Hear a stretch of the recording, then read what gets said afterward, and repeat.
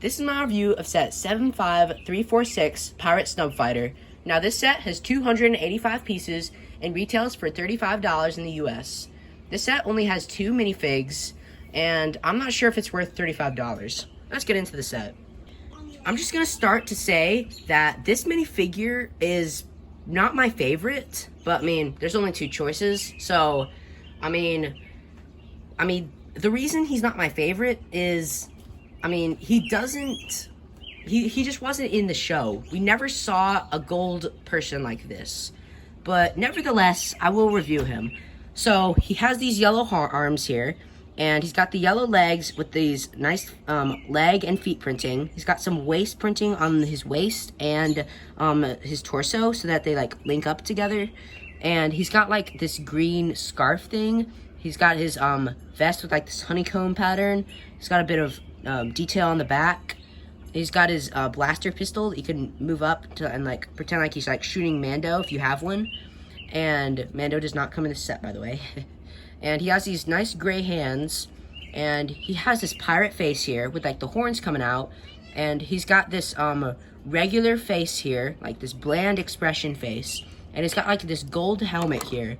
I love that they did so much printing on this helmet. I think they did a great job with this, and I don't think that there's only another way that they could make this minifigure better, unless they actually did a minifigure from the show, you know.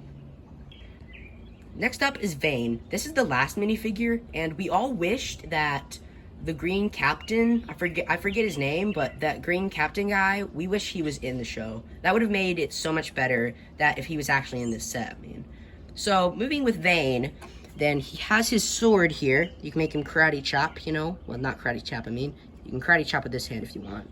But he can karate... Why do I keep saying karate chop? Sorry, guys. He can slice people up.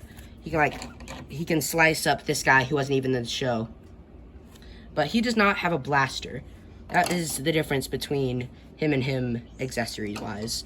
But moving up, he has like a bunch of detail for the torso. He has like a medallion there, some straps. He's got like a patch and some shoulder rests. No, not rests, sorry guys. I don't know what's wrong today. He has like some shoulder pads up here, that's what I mean. And he has the same face as the Pirate Snubfighter.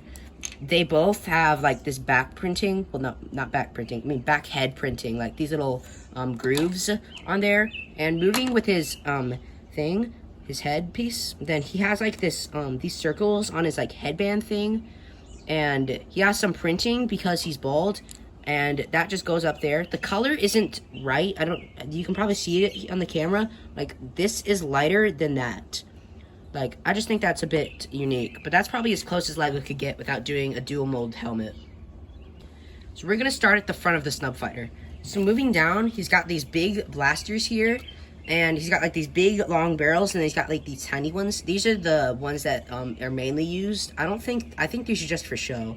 I think these are just like for support or something. But these are the actual ones that like fire. They can't actually fire off, but the stud shooter is something that can fire off. Like you just push it like this, and it's gone. So moving down, you can see like some thrust down here. We got like 3 orange things that are coming out. And we got some nice stickers here and here for the wings. And we got some greebling here with like some vents that are coming out with exhaust. And then if you pull this piece off, there's actually a box inside. Now I bet you're wondering, what's in the box? Well, I'll tell you. There's actually a thermal detonator inside. So you can just put that back inside the box. Put the lid back on the box. Put it back in the ship. And then you can just put this thing back on, and then people won't know about it. So we got like these engines here for the ship, and we got some sticker details up here and here, and a bit more greebling up here. Like they used some roller skates for a bit of details. I think that's pretty cool.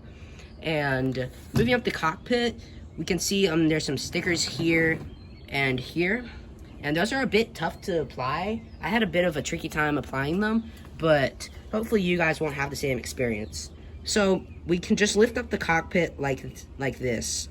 I think this is a good color choice, but they could have used like a tinted black or so. Like this is like people are probably saying, but it looks like a tinted black. Well, For some people, it might seem that color, but for me, it seems like a bluish color. I don't know. What do you guys think?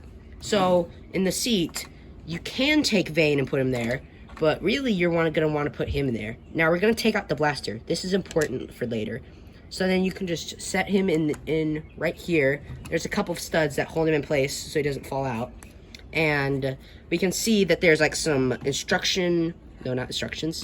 some control panels, and he's got like the handlebars there.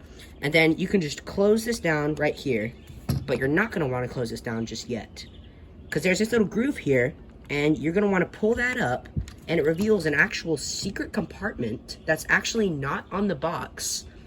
And that's where you're gonna wanna put his blaster. It fits nice and snug in there, and then you can put this back there, and no one will ever know, because it's not even on the box. And then you can drop this down, and then your Snubfighter is all ready to go fight Mando.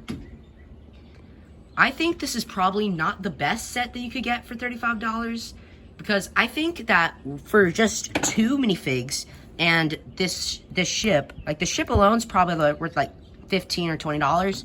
Then the minifigs are like $5 or $10. So I think $30 would have been a good value for this set. But without further ado, see you later.